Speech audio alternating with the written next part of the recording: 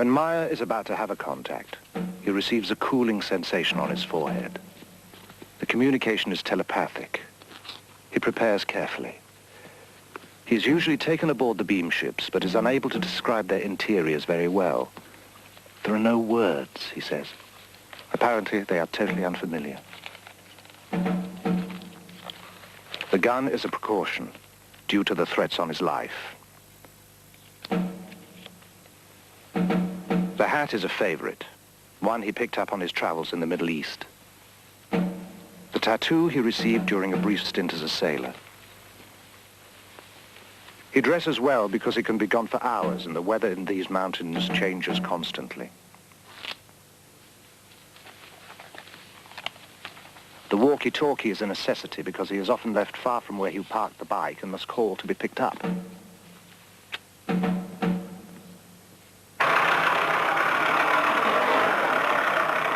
Meier feels the Pleiadians can communicate with him because his vibrations, the natural frequencies of his mind, are compatible with theirs. Each human on Earth and each human over the whole universe has different vibrations. The vibrations of human is made out of his thinking, and the vibration themselves, they are something like magnetic electrical waves, and they are turning from human to human, from planet to planet, and over the whole space of the universe.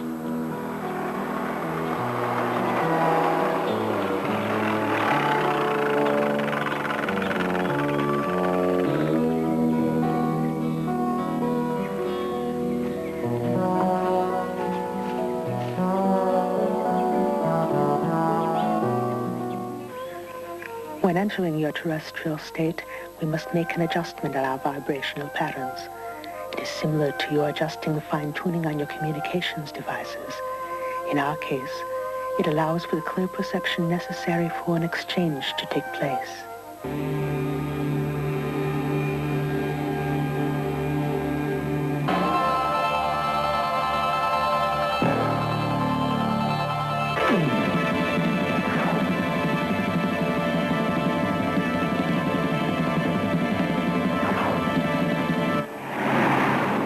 The place is Switzerland.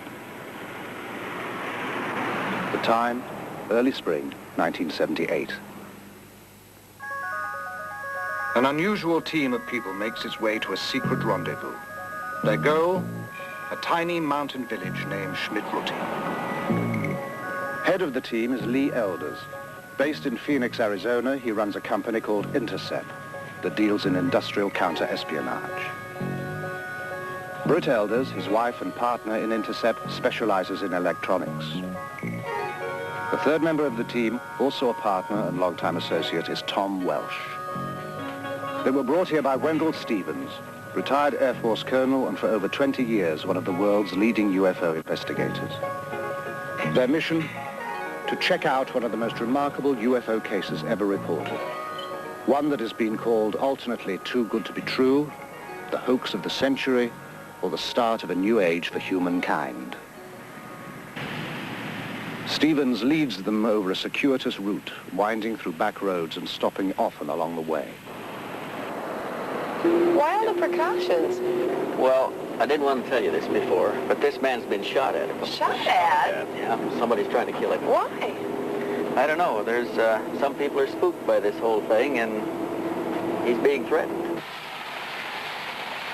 Thus begins what was to become a 5-year investigation. Before it is over, they will be embroiled in controversy and forced to use every resource at their command. Hi, Mr. Stevens. Hi, Billy. Nice to see you here again. Yeah. I brought my friend's been telling you about. This is Britt Elders. Hi. Good to meet you. Lee Elders. His name is Edward Meier. Mr.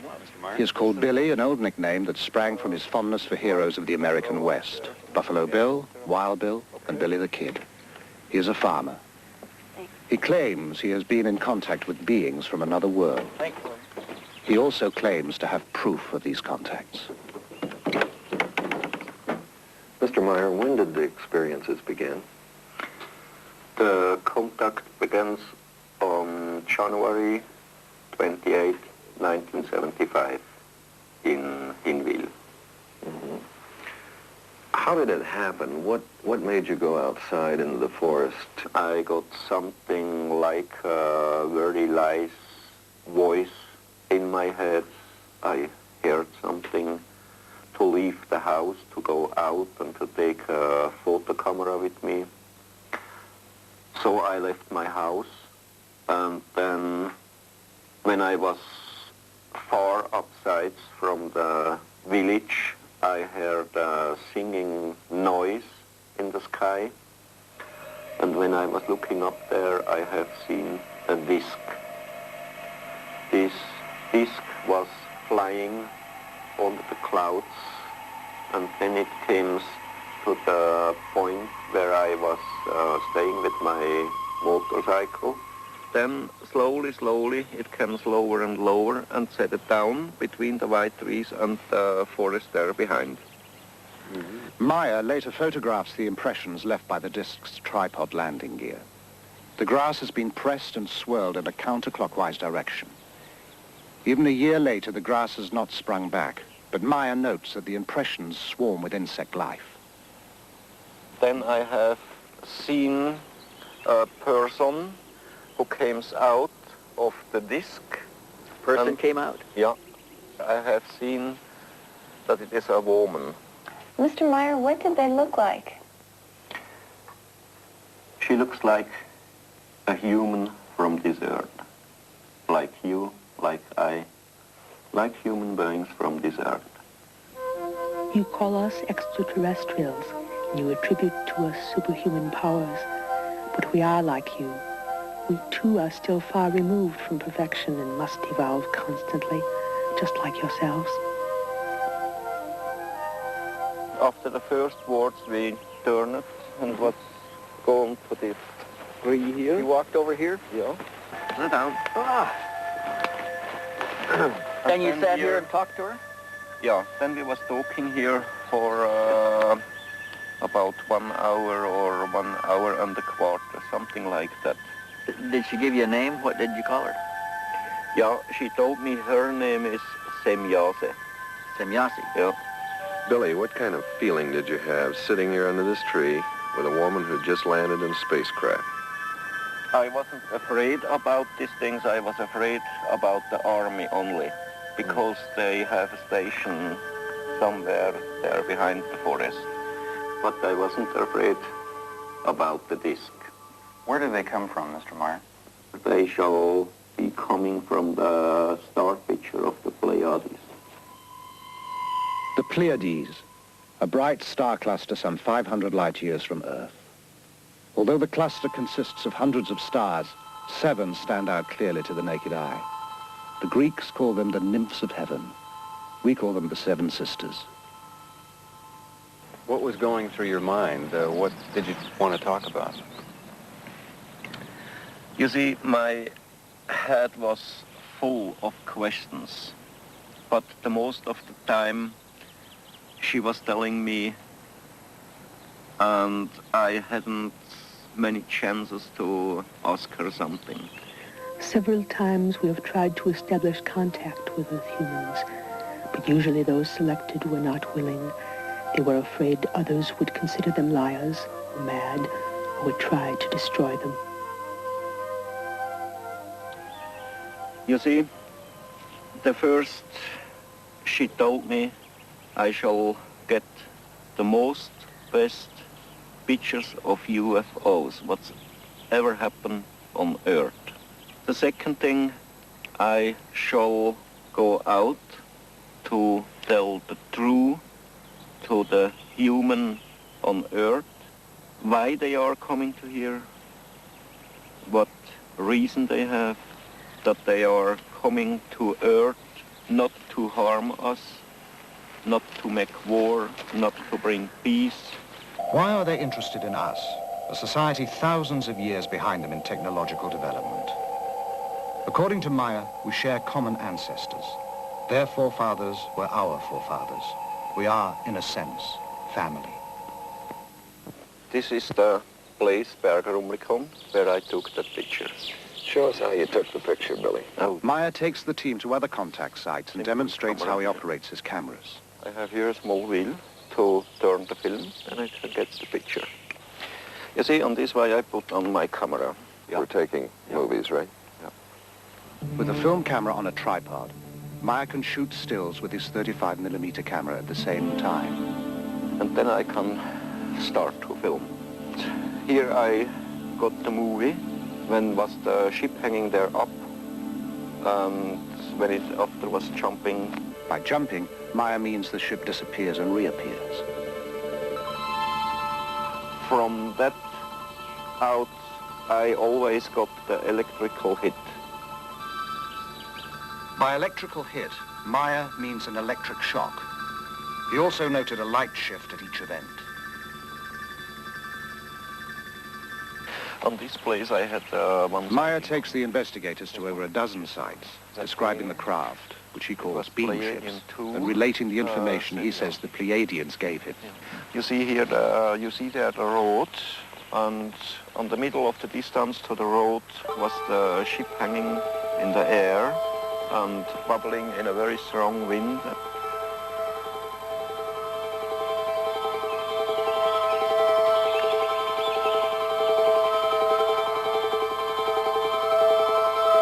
And in the background on the road was driving cars from Teilingen to Rumlikon and from Rumlikon to Teilingen. But if somebody have seen something about the ship out of the cars, I don't know. You didn't hear anything after that? No, not once.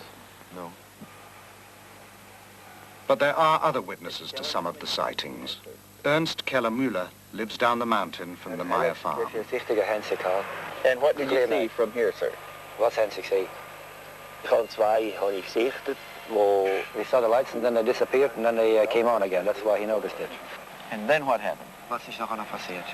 Dann hat sich das, was runtergeleuchtet hat, hat sich dann leicht abgesenkt, ein Stück weit. The one that had the light going below also went down. Went down to the ground? Not all the way to the ground, but the other ones stayed in the same place and this one went further down. Isn't that the direction of Schmid-Ruti over there? Ja, genau. Yes, that's the direction of Schmid-Ruti. Have you ever heard of anything going on over there in the Schmid-Ruti area? A couple of days later he called Schmid-Ruti to find out. Did you know Mr. Meier at that time? And see that Meier is your friend. Nein. And then behind us the forest, it was a little light. Bernadette Brandt, a computer programmer. So? And it jumps like a ball. Like it bounced? Like a ball. It goes up and down and up and down. Did it get bigger? When it goes up, no, the same greatness. When it goes up, it was white, and when it goes down, it was red. The nearest thing to a government official in the area is the postman in the village of Schmid-Ruti. Have you seen any of the photographs yourself? Ik heb er 2, 3. Only 2 or 3. Do you believe them? Ja, ik weet het niet. He says he can't imagine how you can take a picture like this. He is the kind of a guy who only believes what he sees himself. Jakob Bertschinger works the farm with Meier. Okay, he saw the light ball going away from here, but then it stood still, that ball of light, and changed direction, came directly towards him with an unbelievable speed. My name is Elsie Moser. I'm living in Niederglatt. I am a school teacher. The first time when I saw it, it was up here I saw it with about 7 other people. Were you frightened? No, not at all. I was thinking, oh, well, okay, now I have seen one. Guido Moosbrugger is not a neighbor. He lives about 2 hours away in Austria. He heard about the Meier experiences and came to see for himself. Have you ever had any experience with Billy in connection with these things that are going on here?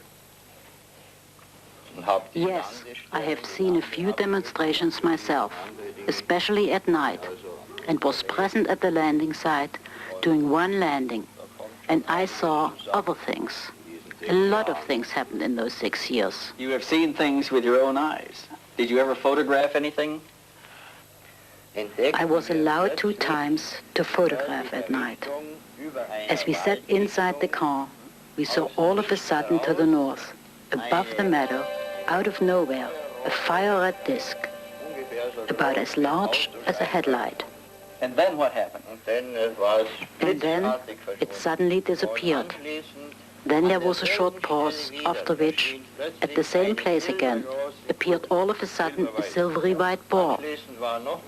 Then there was another pause, and then the same ball appeared again. It flew toward us, got larger and larger, then shrunk, collapsed, and then, like magic, it was gone. And best of all, it looked like a shower of sparks. In all, over 30 other witnesses corroborate Meier's testimony. The contacts continue at a furious pace, sometimes 2 or 3 a week. Meier claims to have had over 130 meetings. He has taken hundreds of photographs and has over 3,000 pages of notes. For a long time, we've had an urge to contact someone who sincerely wants to be helpful in our mission. Here and there, we open such contacts with inhabitants of different worlds, but only when they have developed enough to become rational, thinking beings. Then we prepare them for the thought that they are not the only rational, thinking beings in the universe. Poppy, how long have you and Billy been married? Now, 60 years. And you were married in Greece? Yes. Uh-huh. What did you think when Billy first told you about these experiences? Her English shaky, Poppy reverts to German. Ja. Ein bisschen schwierig am Anfang gewesen. It was difficult at the beginning. Weil erst einmal because she never knows anything about this case. Oh, she didn't know? No. When did she find out? She says Billy takes a long time that her tell her something from the UFO. And then how did you feel about it? Beunruhigt einerseits, weil and she was thinking why this happened all to me and asked him some questions about all this case. And it was very difficult for Bobby. Were there times when you just had it up to here and you couldn't take any more? She never was thinking to leaving this whole case, but she was crying and fighting against Billy and against the whole case. At one point, Poppy admits, she was so fed up she burned half the photographs. Today the feeling is other because she knows very well about the whole case and things about the Pleiadians, and this is very important for her. Listen here.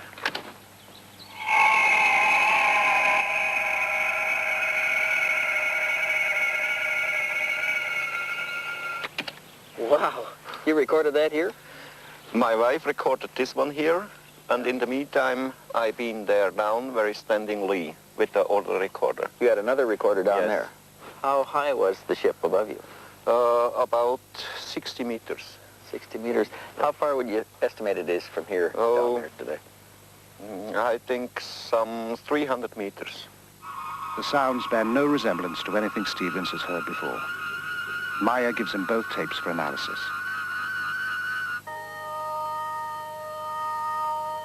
How do they contact you, Billy? How do you know to go out and meet them? Yeah, that's a simple way. If I hear the order in my head to go to a contact, then I leave the house or just the place where I stay at the moment, and then they will guide me to the place where they pick up me. You say they're advanced technologically. How far ahead of us advanced are they? They are about 3,500 years in their experiences about technology. They study us because we represent an earlier stage of their own evolution. They made a very interesting observation at one point. They said that if we could now concentrate Earth's energies and resources, we could achieve all that they can do now in about 300 years of our time. Yeah. If you've been in the ship, why not photographs inside of the Pleiadians themselves? It's impossible to make it because there are powers inside, they always break the film. He's taken a number of rolls of film, and when they're developed, they're usually black. They've got anything that's wavy lines through it. So I lose it so hundreds of films. Why are they here now, and what do they want? You see, they don't come here to harm us. They don't come to start trouble here or war or to overtake the earth in their ruling. They just see us here as their little brothers or something like that. And they want to bring real teaching of the natural life and of the spiritual belonging, spiritual teaching, spiritual life, and all this. But they must want something from us. They just want nothing. Nothing. You see, for the human on earth, it's impossible to believe this, but that's really the truth. They just want nothing from the humans on earth. The session goes on for hours. To every question, Meier has an answer. The investigators are unable to shake him or to find flaws in his story. Overwhelmed by the evidence they have gathered, the team meets to plan the next stage of the investigation. We're getting it all. We'll leave tonight? Yeah. Okay, on Meier. I think Meier is a very sincere and honest type person. What do you think, Steve? Has anything changed since you were here? The man seems to be the same, but there's some things changing around him. He's better off. He's got more people around him. More things are happening, but he still is basically sincere. What about the psychological aspects to the man? Do you think it's possible that he's a little schizoid? I mean, it's difficult to tell if what he's saying the Pleiadians are telling him is actually coming from them or coming from him. Well, how do you determine that? Well, we can never prove Too many that other people aspect involved. of the case. Others have seen the same thing. There's a terrific cross-section of people here. You've got a school teacher, you've got a commercial pilot, you've got a businessman, you've got a CPA. They're as good as any average cross-section of society we've got. And they all tested him themselves to their own satisfaction before they ever got this far. Well, I think we ought to go back and throw the book at this one. Everything we can, top technology we can get involved. I think we ought to let the chips fall where we may and just see what we find. We're going to run down and say goodbye to Meier, and we'll tell him goodbye for you. Give him my best. Okay. I'll see you later.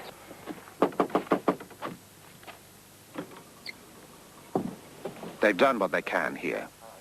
Meier has turned over all his material, but he has one more surprise in store. So we want to thank you for all your time and trouble. Oh, yeah. Okay, just a moment, wait. Hey? I have here something. Oh. Here. What's this? Metal samples. Metal samples? Yeah. Where did you get these? I got it from Symbiose, and she brought them from Era. Are they extraterrestrial? Yep. Metal samples. The kind of hard evidence Stevens had hoped for.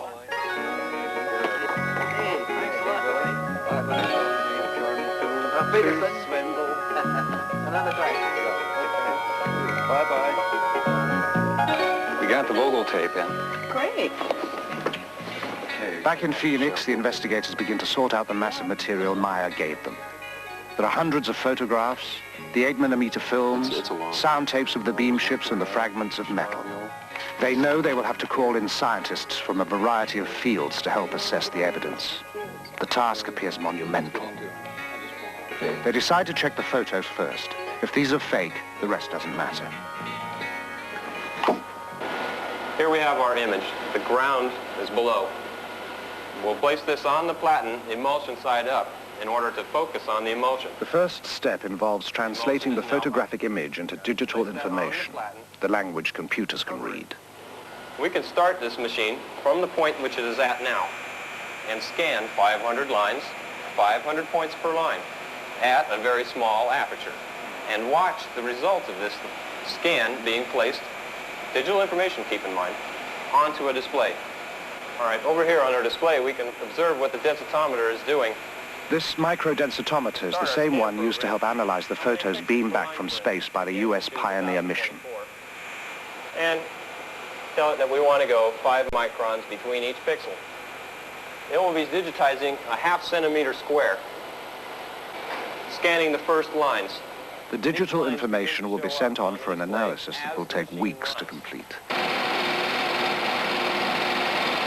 Meanwhile, Welch and the elders decide to learn what they can of the history of UFO experiences. But can you give us some more background on this phenomenon? What is this all about? Well, it's not a new thing, Lee. This thing's been going on for a long time. How many sightings have there been? One of the researchers calculated that there may be as many as 70,000 reports in a year, worldwide. Is there anything these sightings have in common? Okay, there are some common things, commonly reported. First of all, they're always accidental. UFO pictures, up to this point at least, are accidental. They happen once, and they're gone. In Stevens' files are over 3,500 photographs of UFOs, some from early in this century. Most were single sightings, some observed by several people at the same time. In Perry, Ohio, the whole town watched a UFO at twilight for 30 minutes. In Brazil, a Navy photographer took a series of photos of a UFO flying over his vessel. Observers at NASA have spotted UFOs at our space launches. Tientsin, China, Woonsocket, Rhode Island, Norway, Corsica, Japan, New Jersey. These are among the sightings that are reported. No one can guess how many go unreported. Mary, do you have that file that we had on spectrographic analysis that we did? Oh, yeah, Tom, it's As right the investigation continues, results from the testing begin to come in to the Intercept office in Phoenix. Hey, Lee. Hey, Tom, what's up? Just got this back. We sent this photograph over to Neil Davies. Just got his report back. Neil Davis.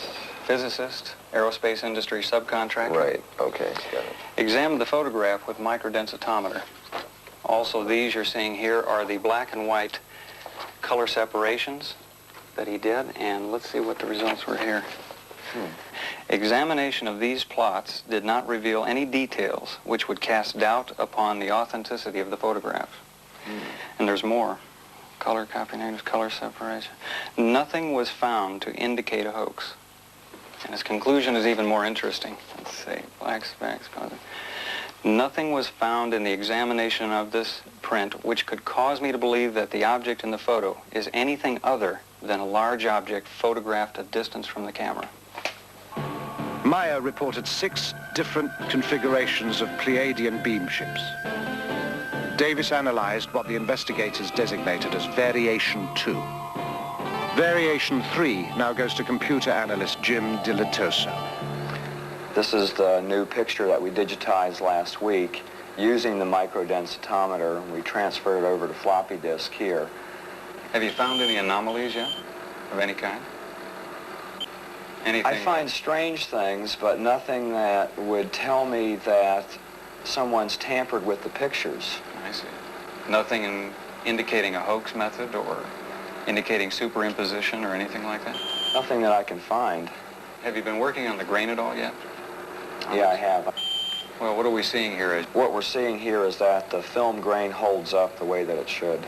In the pixel distortion test, it appears to me and to the computer that this object was photographed in the same original piece of film at the same time that the background was photographed. In other words, no overlay. Hey, Lee, look what I got here. Stevens has more news. We got a report back from Shellman. Sound analysis. He had sent the sound tapes Meier took of the craft to Robin Shellman, specialist in sound identification. He found some things we didn't hear on there. Such as? Well, he picked up, besides the basic sound, he picked up a small dog barking. Of course, we could hear him. He picked up a European police siren. We never heard that. He picked up a crow cawing. Wait a minute, how in the hell does he pick all this stuff up? How does he determine the sound? They've got a sound bank back there that they match sounds in. They can identify known sounds. Okay, on this sound bank of his, anything there to match it? We have. He said he can't match the basic sound. He can match all of the other sounds on the tape, but he can't match the sound of the object itself, the emitted sound. Now look at this. He's concluded up to this point that the machine must have been built for a specialized application. recognizing the sounds from such a machine may be difficult. Also, Later, Shellman will theorize from the sounds what those specialized applications might be. About 4 hertz. Picked an area here that... Next, Stevens takes the metal fragments to be examined under the electronic spectrometer to determine their a typical components. looking area in the sample. Preliminary examination of the metal has been done in Switzerland.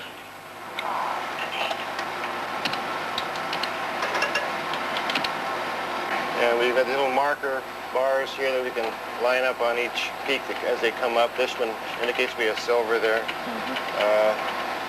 Over here, let's see. We got some copper, small amount of copper. That looks like about all that's in here at the moment. The big band here is silver, though. The big one is silver. Later analysis of other fragments also reveals small amounts of thulium, a rare earth element that is difficult and costly to extract here. This is one of the...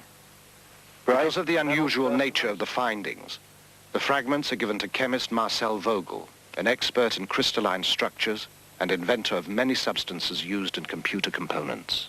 The first specimen I looked at is a metal specimen, which I classified as F1. This is the appearance that it looked at, rather golden colored on one side, silvery colored here. We find that, in truth, it is silver and a small amount of copper. We look at it here, this same area here, under polarized light.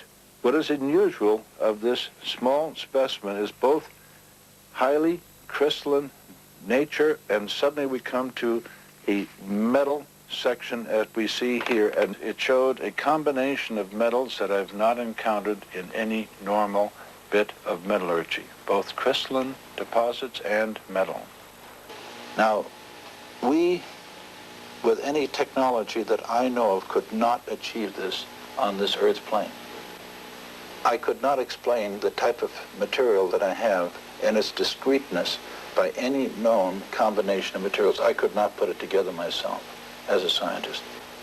It's also a challenge because I showed it to one of my friends who was a metallurgist, and he shook his head. He said, I don't see how it can be put together. And we find that in this area there is evidence of machining, that there are striations which look like the sample has been worked mechanically.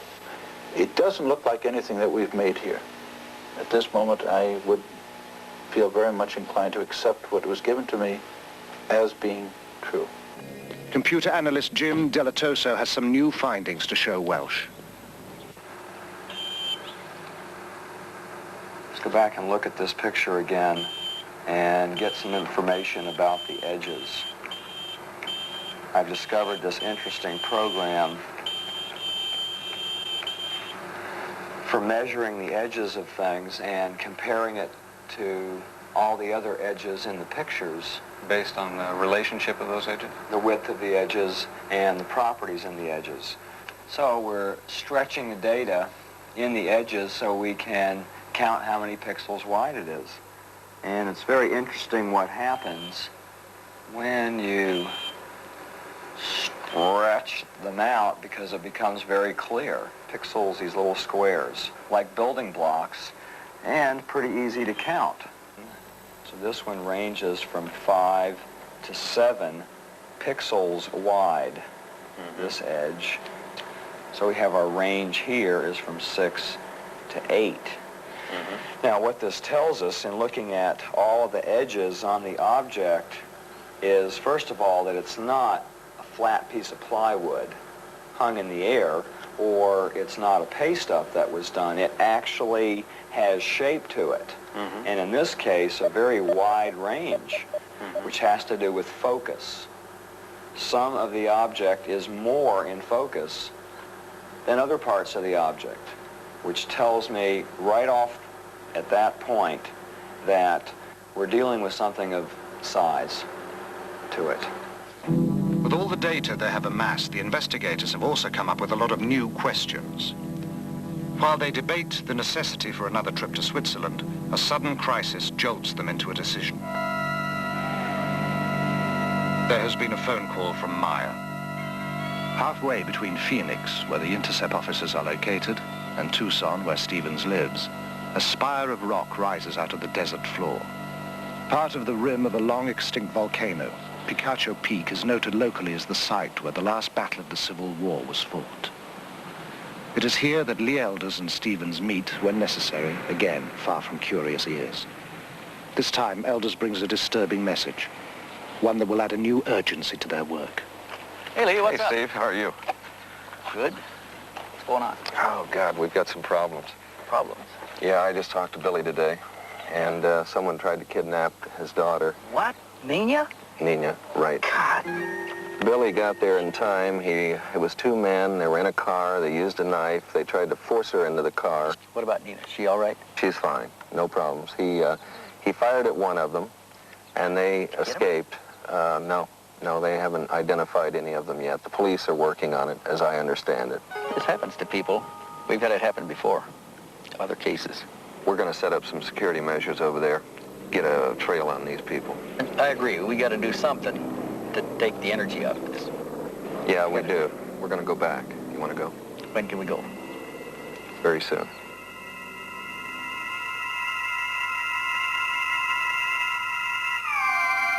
Hey, amigo, any phantoms up there? No, it looks pretty clean up here, but I want to check for a third wire. In Switzerland, the investigators start their security sweep with the phones. No infinities. Everything looks all right. I tell you what, we better run a TDR up the hill, though. See if anything's hanging on the line. What do you think about, what can we do with the people? We've got to do something. There's two things we've got to do with them. One is we've got to get them to change the patterns, primarily Billy. Change their movements, change their patterns. Second thing we've got to do is we'll have to indoctrinate them on security. Probably set up a night watch situation of some kind. Have enough weapons here where they carry weapon, flashlight, walkie-talkie? Carry the whole thing. Patrol the grounds at night. New additions to the farmyard since their last visit include a pair of peacocks whose raucous squawks make them as effective guards as the farm geese. There are new photos, too, and more film. In some, the beam ship hovers by a tree. Meier says they use trees as a kind of magnetic ground. Two or more ships in the same shot are almost unheard of in UFO photos. Meier has dozens of such pictures.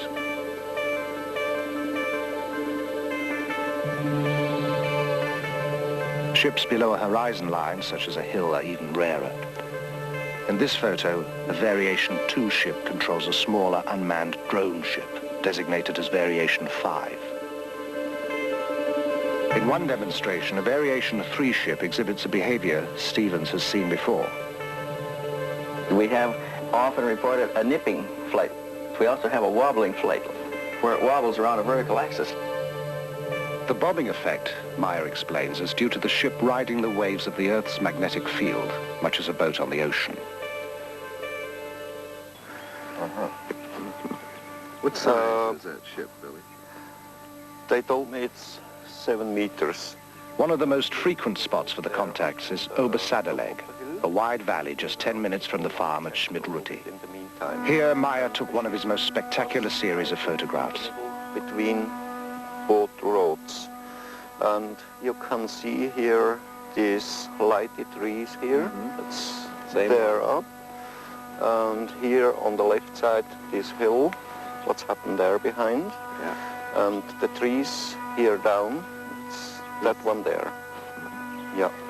Okay, then where did this come in? This picture I took there, if you go left side a little bit, here, if you go down, like this way here.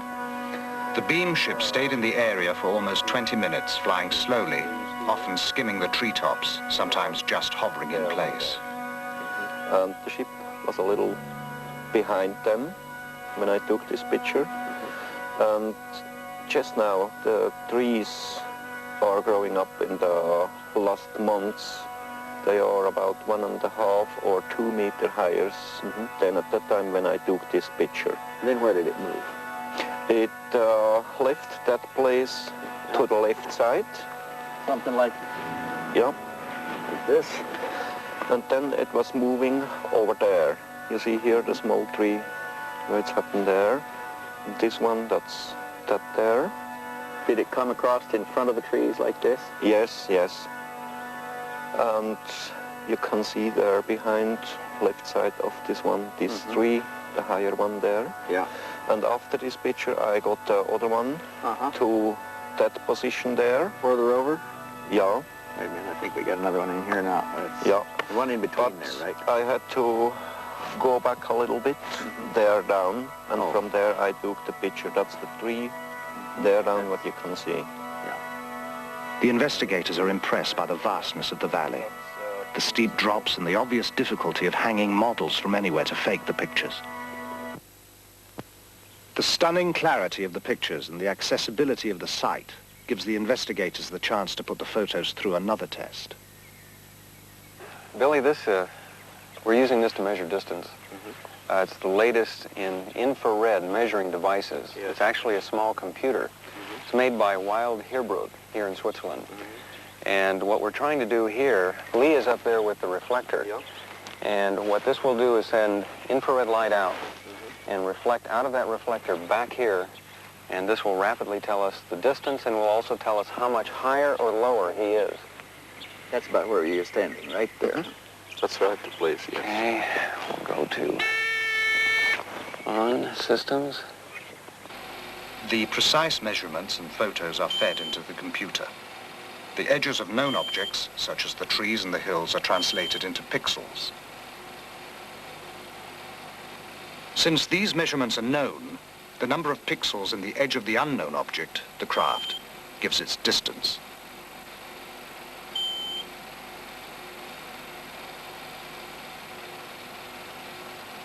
The beam ship is determined to be just where Meier said it was. Simple triangulation then gives its size, 7 meters, or about 21 feet in diameter. Billy, how many sightings? By now, the investigators have made over a dozen trips to Switzerland. The case takes up more and more of their time and taxes their ingenuity. Each test leads to another, and every result is double and triple checked. To test the possibility that the Meier photographs were made using small-scale models suspended by transparent monofilament, the investigators bring with them a detailed model of a beam ship they identify as Variation 2. While Welsh flies the model on a hilltop above the farmhouse, Meier and Stevens snap several rolls of film. The camera Meier is using is the same one with which he took all the other pictures. The results are impressive. To the naked eye, some of the photos appear genuine. Those photographs, they're interesting. They look pretty good. Pretty good. I saw one difference in them, and that was that those models look white. They don't reflect that silver gleam like the pictures that Billy had. You want to look at the focus in them, Hey, hi guys. What's Hey, Tom, what are how you are talking about? The pictures. Oh, yeah. Some of them looked pretty bad, but some of them look pretty good. I think we ought to test them.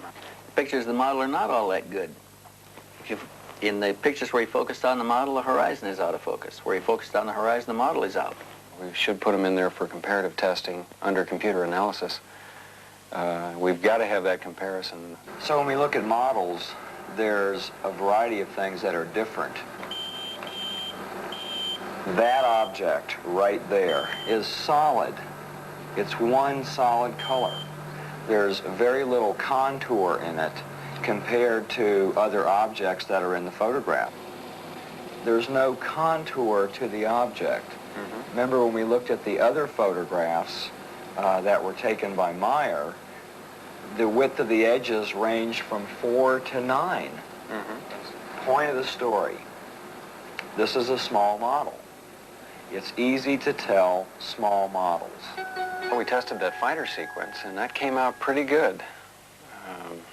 We didn't find any strings in there. And when we got through blowing it up in the computer, we had the outline of the Mirage fighter, everything. The incident occurred at Schmarbühl. Meier claims the jet made 22 passes at the beam ship.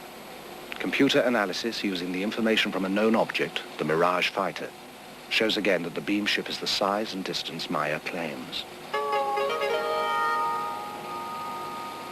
What'd you find out from the base? You had some investigation going in that They're pretty area. tight here on military security, but They won't let us talk to the pilot. We did find somebody who claimed that he'd found a mechanic who worked in that squadron at that time, and there was an exercise going on, and an airplane did come back with the electrical system melted out. The fire control system had to change a lot of black boxes, get it operational again. What about Meier? What are we going to do with him? I think we ought to put it to him, you know. Let's go for the man, find out if he's telling the truth, and put the full court press on him. Really, this is a psychological stress evaluation test, better known as PSE. What we're going to do is ask you some questions. It's like a lie detector test. Yeah. Would you agree to doing this? Go on, start it. Okay, first question. Is your name Edward Meier? Yes. Could you speak a little louder, please? Yes. Have you taken photographs of Pleiadian spacecraft? Yes. Do you ride your moped? Yes. Do you receive your mail at Schmidrudi? Yes. Did you fake the photographs taken at Ober-Sadeleg with a model suspended, wait till the answer, or wait till the question is finished, suspended by a string? No. Let's do that one more time, okay? Wait till I finish. Do you live in Switzerland? Yes. The tape is taken back to be analyzed by Bob Phelan, a former criminal investigator with the Sheriff's Department of Colorado and a specialist in lie detection. Question 4 was the first relevant question you asked him, is have you taken the photographs of spacecraft? His answer was yes. He's being extremely forceful, though not deceptive. And my opinion on that particular question is that he's being as truthful as possible. Number 7 was the second relevant question you asked him, and he answered right on top of the question. And the person asking the question had asked him to answer the question again, and then he asked the question again. The stress levels between the two diminished the second time that the question was asked, which is not indicative of deception, because stress builds in a deceptive pattern. It doesn't diminish. If it was a deceptive answer, the stress would then increase, not decrease. Now, something was extremely interesting to me was the 8th question you asked him on, do you drink coffee? And for some reason, he's more stressful on the statement about coffee than he is about the picture of the spacecraft. Yeah, that makes sense, because about 3 days before we tested Meier, he promised his wife he'd stop drinking coffee, but we noticed he'd been sneaking a few occasionally. Okay, that could probably be the account for it then. Phelan reviews the tape several times. He can find no evidence of deception in the statements about Meier's experiences. Much of Meier's film has been lost or stolen, but the remaining sequences are, as promised, the most astonishing ever released. In one demonstration, the beam ship flies around a tree, which can be seen to sway in the backwash.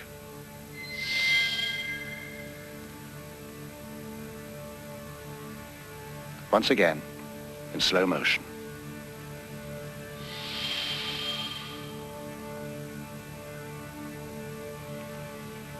Even slower.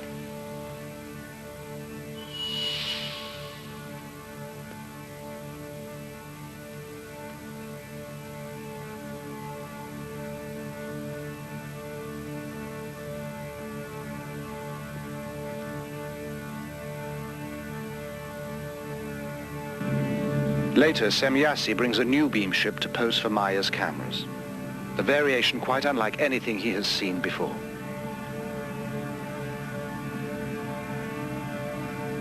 She explains, as best he can understand it, the function of the spheres for propulsion of the craft in interstellar travel. The sound of the new beam ship shows marked differences to the sounds of the other variation craft. Meier tapes these as well. The The tapes are taken to electronics consultant Niels Rognerud and sound engineer Steve Ambrose for examination. The frequency components of the signal. Yeah, what does this mean when they're all together like that? What you have is you have many tones happening at the same time, and right now they're aligned. Now they're disaligning. They're out of alignment.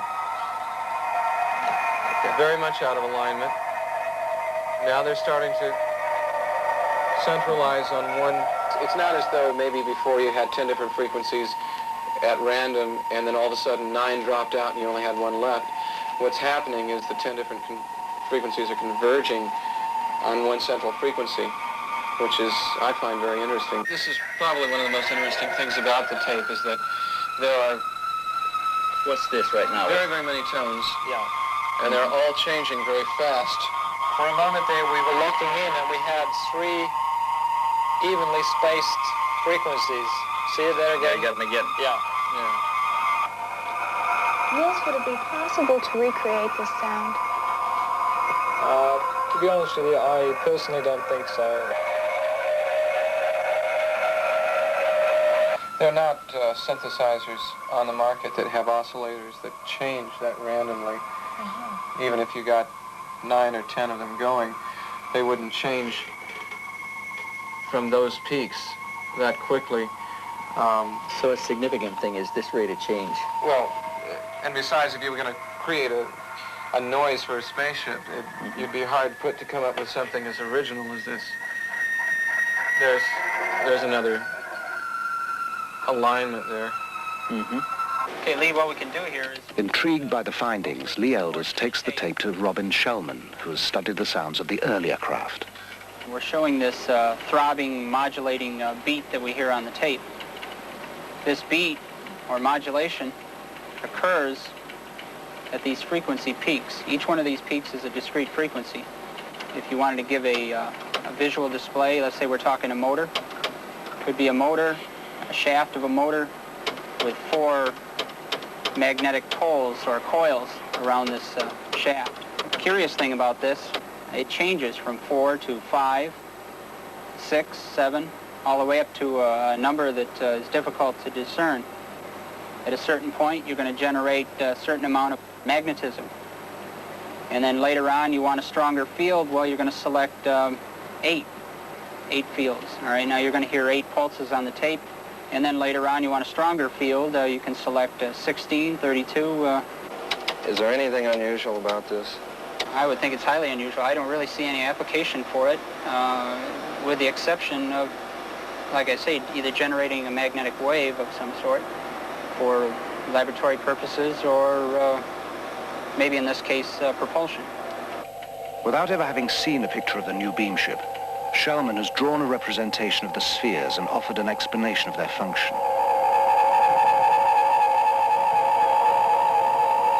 The tapes hold still another surprise. And also, another interesting point to note here is we have a steady, there seems to be a steady pattern all throughout all of this random signal. It seems to be a level change very steadily in around 5 to 10 cycles per second, which happens to be in the area of the natural magnetic resonance of Earth, also called the Schumann resonance. Is that significant in any way? It could be. It's just interesting to note the correlation there. The peculiar correlation is something strange. I mean, why would the correlation be there? Yeah. You can see it on the oscilloscope. Meier says the beam ships can ride the magnetic field of the Earth. Rognerud's findings seem to bear this out. The phenomena might also explain the ability of the beam ships to suddenly disappear from sight and just as suddenly reappear. In this 8mm film, the beam ship at the top of the frame disappears and appears again almost simultaneously, just above the slope of the hill. When the film is examined, the beam ship disappears and appears in the same frame, which means that less than 1/18 of a second has elapsed.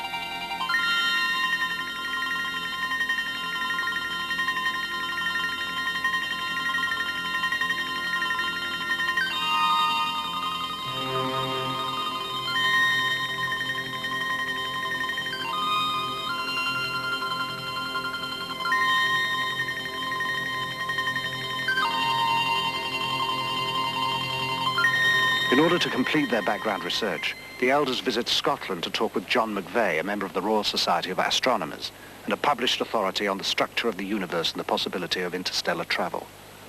Is it possible to travel from the Pleiades to this planet? I think the only way any intelligent beings and living beings could possibly reach here the environs of the sun from the Pleiades would be by some unconventional means, probably by hyperspace. One can use this term now a bit more freely because it has kind of scientific significance now. You know, this McVeigh is quite an impressive guy. He's written 6 books on related subject matter: life in outer space, interstellar travel. I think he knows quite a bit of what he's talking about myself. Yeah, I've got one question I'd like to ask him, though. What's that? I want to see if he's got any information on this historical connection we keep coming up with. Because we found it everywhere from the Incas to the Aztecs to the Greeks to the Romans to Egypt, everywhere. Possibly he's come across something in his research. Well, the Pleiades are very well known. In fact, they're a very ancient group. They're mentioned, in fact, in the Bible, in the book of Job. I can't just give you chapter and verse, but they are a very old group. And they've been used by many ancient civilizations to signify the approach of autumn, winter.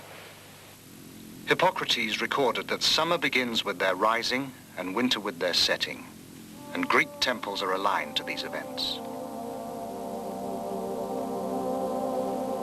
The Great Pyramids of Egypt are also aligned to the Pleiades. To some African nations, they are known as the 7 goddesses. In China, they are called the 7 maidens, and they are the 7 beneficent spirits of the Hindu Vedas. Curiously, in all these separate cultures, they are always referred to in the female. The Pleiadians told Meier they used females for their first contacts because they appeared less aggressive to early man. The Mayans celebrated the moment when the Pleiades reached their zenith as the most important event in their calendar. Pre-Incan peoples believed their gods came down from the Pleiades, and on the mysterious plains of Nazca, Peru, the Thunderbird marks the plaza of the Pleiades. The cluster is regarded as the place of God's house, the center of heaven. The law of American Indian tribes is full of the Pleiades, which, according to some, stand at the gates of heaven. Historian John M. Hula, a Kiowa Indian, relates one story that survives to this day. It is tied to Devil's Tower in Wyoming.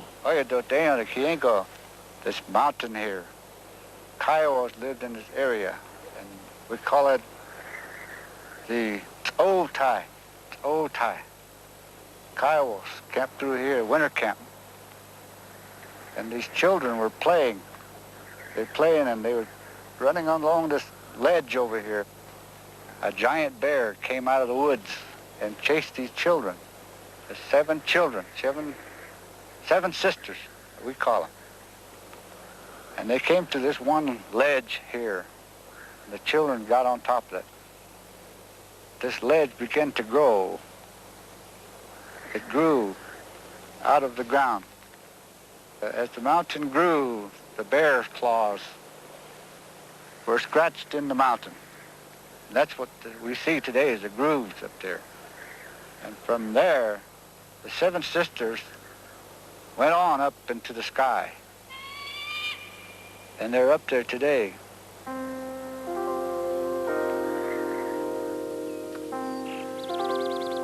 The Pleiadians today, they wasn't created and born on the Pleiadian planets. They came out of the planets of the system Lyra and Vega. But too, they was not created there because their forebears came from some other planets and other galaxy somewhere into space. Those space travelers who were the ancestors of Earth races came from star systems differing from yours in many respects. When these ancestors came to your planet too, there were already humans developing here. Since in the universe there exist many different colored peoples, races developed here that were able to adapt to the conditions in different parts of Earth. We can see also we not are the baddest races in the universe.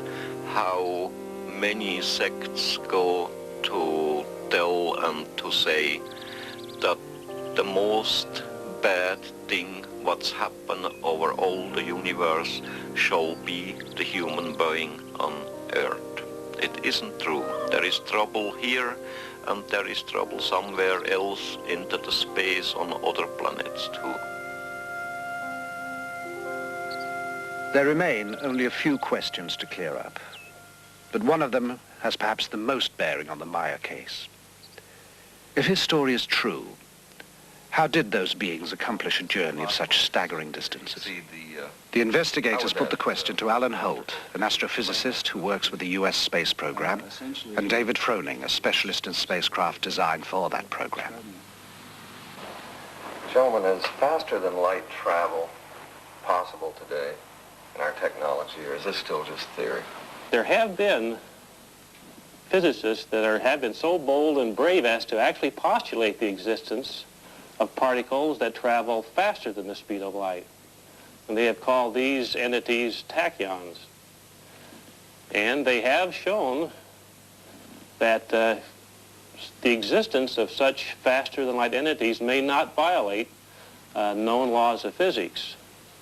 I've worked on a kind of a field theory approach, which is basically an extension.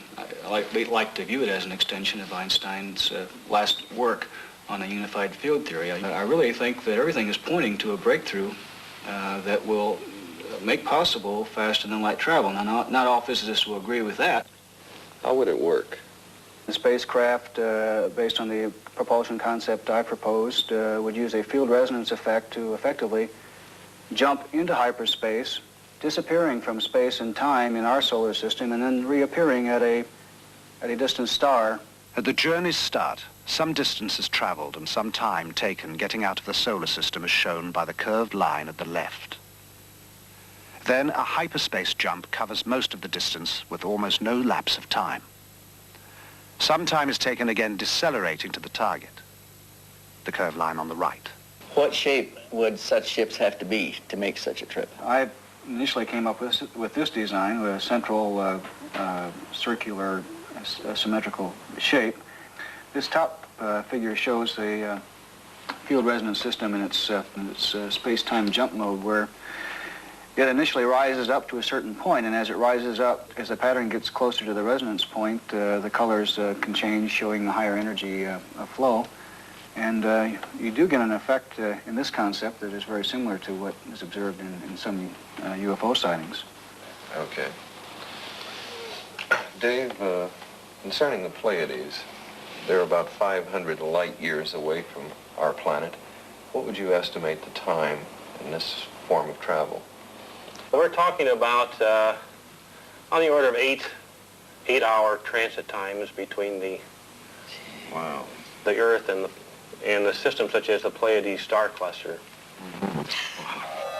According to Meier, the Pleiadians make the trip in something over 7 hours. Meier also says that the Pleiadian beam ship's use of the magnetic field of the Earth is something our scientists are close to being able to accomplish as well. The team had shown the Meier material to a variety of experts in an attempt to learn if any of it could be duplicated. They estimated it would require expertise in at least a dozen different fields, including metallurgy, astronomy, ancient history, and psychology. The panel concluded it would take over 10,000 man-hours and cost in excess of $1 million to duplicate the evidence Meier has. At that, the computer could still spot any fabrication. When we bought this center here, it was a picture like at the World War II end, and when we bought it, nobody of us had any money.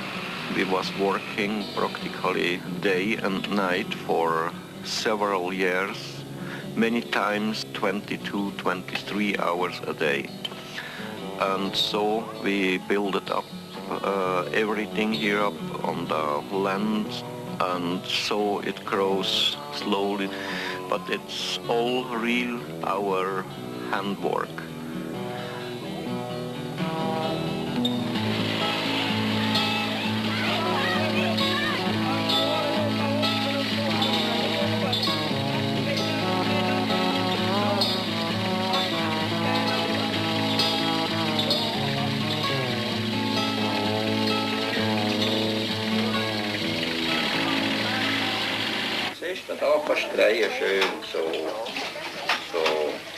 While the contacts continue, life on the farm proceeds at an even more hectic pace.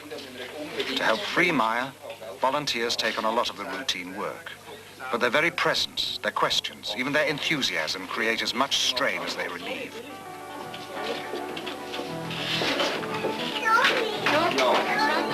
The last 20 or 30 years there was many people who have seen UFOs.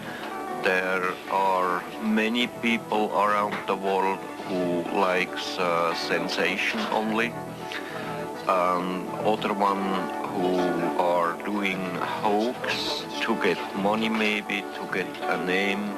But there are really many contacts and many people who have seen UFOs. Between his work for the Pleiadians and the demand for his attention on the farm, Meier finds little respite. For moments of precious solitude, he retreats to the land he knows. Above everything stands one force alone. We call it the creation. It regulates the laws over all, the life and death of everything in the universe, because it is everything in the universe. Real spirituality comes from the understanding of the laws of nature, the natural working of cause and effect, each contributing to and sharing with all.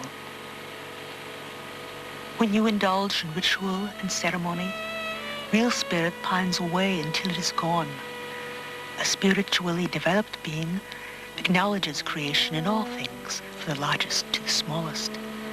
Following this way, fears and doubts vanish like rain before the sun. The story is by now a sensation in the European press. Every major magazine features Meier and his photos. Television coverage from as far away as Japan spreads the message to a public hungry for even more information. The quiet farm is suddenly a mecca, inundated with visitors eager to meet Meier, see the photos, hear his experiences firsthand. Agapula, come exo. Ottamo in exo, mi laime of this.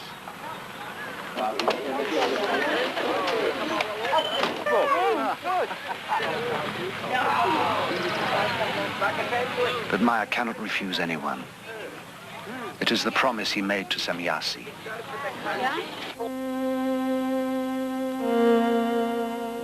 You have whole organizations which investigate our beam ships, but they have little material which is really authentic. However, the authorities already know much about our existence, but they continue to deny the fact of our existence, or even the fact of their research. They want only to rule the cosmos, but they are not even able to create on Earth peace among themselves.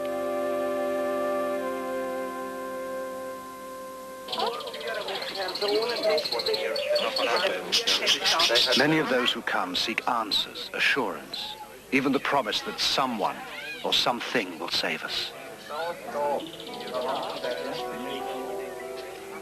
If we want peace and knowledge and love and everything here on Earth, we have to change everything by ourselves as human beings from this Earth.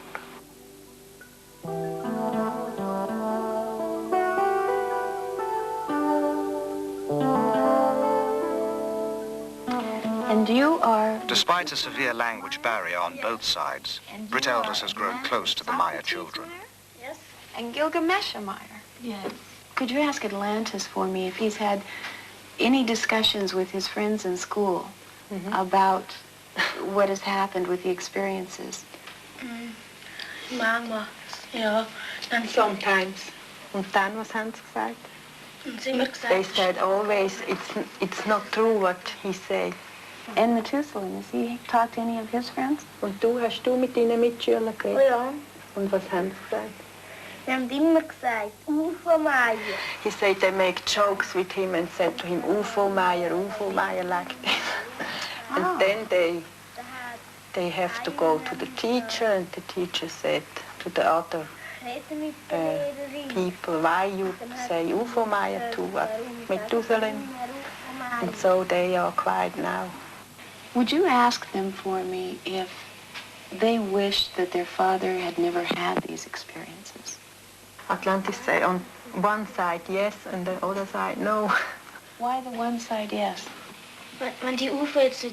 If Billy don't have seen this UFO, people don't come to us, and not so much fun for him. Not so much fun for him. It is especially hard on the children. With the publicity, security measures have tightened up. The children are taken to and from school, and their activities around the farm restricted. Most vestiges of a normal life have disappeared. But when a threat does appear, it is not from assassins or kidnappers, but a wholly unexpected source. One night, the household is awakened by a brilliant light that bathes the whole area in an eerie glow. Meier, disturbed because he has had no telepathic indications, grabs his gun and his camera.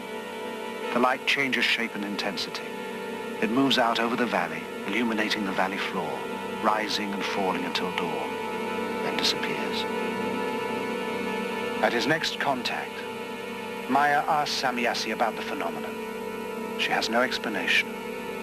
The Pleiadians do not know what the strange lights could have been. Meier is shaken.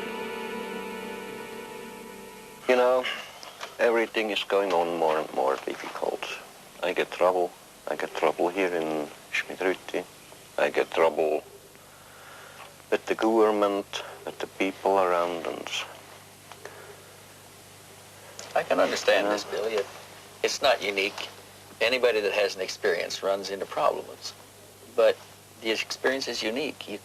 You've got to keep going here. That's true. But, you know, there come some people here from the morning to the evening. Too many of them. All of them want to talk with me. I get trouble with them because I say no. There is some other people who likes to kill me, who likes to kidnap the children. I know it's got to be very hard on you, Billy, but we've got to go on. Yeah, that's to say very easy for you, now, but not for me. I put a lot of time in this. We've taken your pictures back, we've tested them, we've tested the metal, we've tested the sounds. They all test good. You've got the best evidence that we have in any case, and I've been at this for 20 years. Yeah. And we can't stop. And what you find out, all of it? Is it not true, or is it... Well, we're finding evidence that tends to support the case. It looks like it's really happening. Now, you have your own truth, and you know what's happening, but we've got to demonstrate this to ourselves and to the rest of the people. Please give it some serious thought. I need you. Yeah, that's true, but just now I don't know what I shall do, you know. I'm down, my nerves are playing crazy. My mind slowly is turning over. I have to think over about it. Please give it some serious thought, Billy. We can't stop now. We don't have any other way to go. But I think the world needs to know. I think you feel the world needs to know, but you just don't want to be the one. Somebody has to be. I know, but I have to think over about it. I don't know. Just now, I don't know. Grüezi. Grüezi. Danke. At the bottom of despair, an incident occurs that will reaffirm Meier's faith and give him the inspiration to go on. Stevens forwards a letter he received from a woman who had been seeing her daughter off at the Zurich airport. She shot several pictures, the usual departure shots, ending with a shot of the plane taking off. When it was developed, An object she had not noticed in the viewfinder of the camera had been captured on film. From the configuration, Meier recognizes it as one of the Pleiadian beam ships. Now he knows he is neither insane nor alone. For myself, I don't worry. I know the people over all the world calls me sometimes foolish, but too there is some other people who is thinking a little bit, there is other people who is thinking much, and then I don't worry if some of them calls me foolish or mad. Then I think it's very necessary to fulfill my mission, and I don't care about my health, I don't care about my life. If I have to lose my health or my life in fulfilling of my mission, then I have it to do.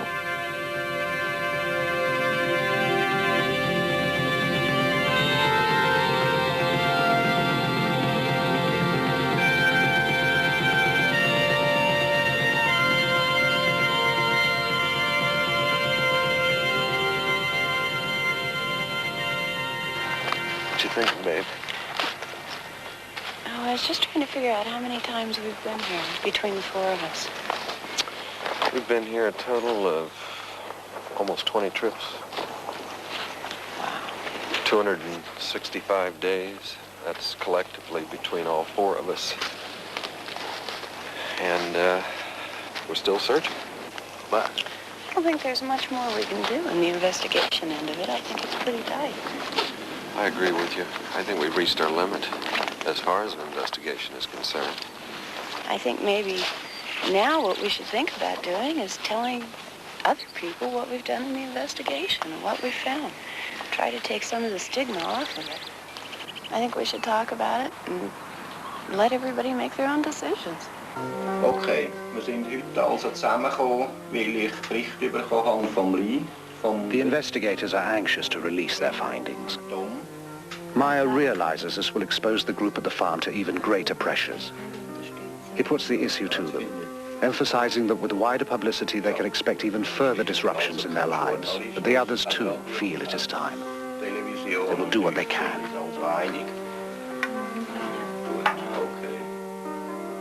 Why here? Why in this tiny, quiet, ordered country known till now for clocks and cheese? A banking center, aggressively neutral, a winter and summer resort. Nothing about Switzerland seems to indicate the choice. Except Meier is here. Pleiadians told me if I like, I can go with them to the Pleiadi, to stay there, to spend my life there. But the Earth, it's a very lovely and nice planet, and the humans here on Earth, they are not better and not better than on another planet. My hopes and my dreams, they are very simple. To bring love and peace and the fulfilling of all the natural and creation laws over all the world. Thank you for all your help and cooperation. Don't mention about all that. Thanks for working with us. Everything. If we've given you a bad time, we apologize, but that's strictly been for the sake of the investigation, okay? I hope we'll go on to work everything. We're going to look into it good. Yeah. We'll let you know. Well, we'll see you later. Bye. Bye-bye, Brit. Good journey. Bye-bye, Tom. See you Good again. flight. So long, Cheers. Billy. Mental. Yeah. Bye-bye. Kelly, it's been a pleasure. Bye-bye, Lee. Yeah. Lee, just a moment. They still comes. They are working here together with us. They don't leave so early. They will stay here for the next couple of years. So, they are among us now, watching, perhaps waiting for us to join them.